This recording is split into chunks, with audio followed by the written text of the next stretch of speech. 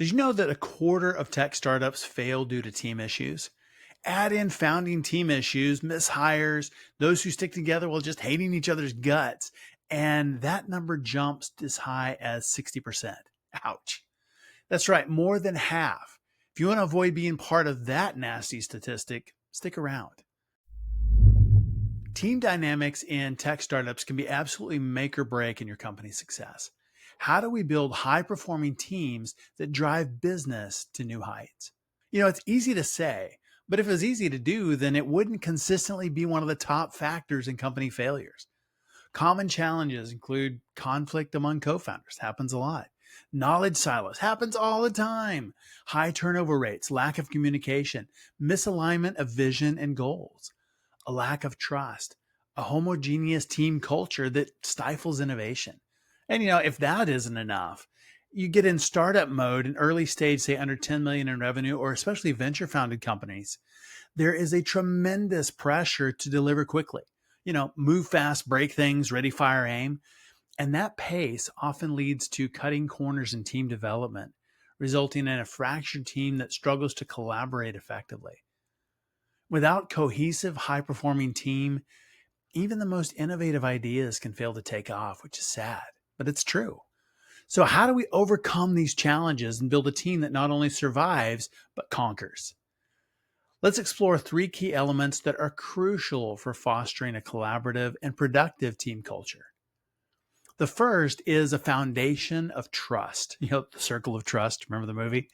It's what everything else is built on. Trust encourages open communication, reduces conflicts, and fosters a sense of safety where team members feel comfortable taking risks and sharing ideas. They're not afraid to go out there and experiment and try and fail and not have all the answers. Trust can be nurtured through transparency, reliability, and consistent support. The biggest trust killer, it's us, founders, leaders, and our push to move fast and not break things, even though we say it's to move fast and break things. We just want to move fast and everything work great. It's really easy to trample on other people's ideas and do that a few times and the team gets quiet or they move on. So we'll go deeper into team killers in the next video. But the second element for high performing teams is open communication built on that foundation of trust. Clear and effective communication is absolutely vital. So encourage regular check-ins, use collaborative tools. We've talked about some of those on the podcast. Create an environment where feedback is welcomed and acted upon. It's not just like welcomed and stuck in a drawer somewhere or forgotten or deleted in an email. This is dependent on that foundation of trust. Good communication ensures that everyone is aligned with the company goals and aware of their roles and responsibilities. How does what they do fit into the bigger picture, the goal, the vision of the company? The most important factor here is the why. We got to know why. They need to know why. Why are we doing something a certain way? Or why are we doing it at all? Why does it matter? Why is it important? And that why has to be aligned with the vision, mission, goals, and purpose of the company. People can deal with the what and the how. They can deal with a lot if they understand and buy into the why. And as leaders, that's our responsibility. We have to deliver that why to them. The third is diversity. Embrace diversity in your team. And I talk about this a lot. And I don't just mean appearance. That's one small piece of it.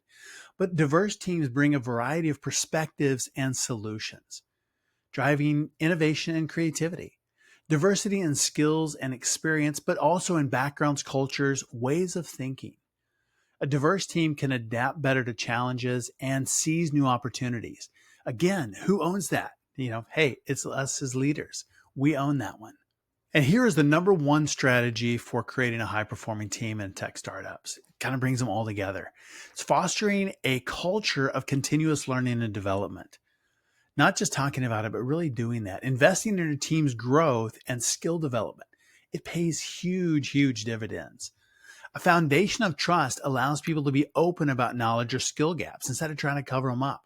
You've probably been in those kinds of situations where somebody doesn't want to say they don't know, but they don't know or they don't have the skill.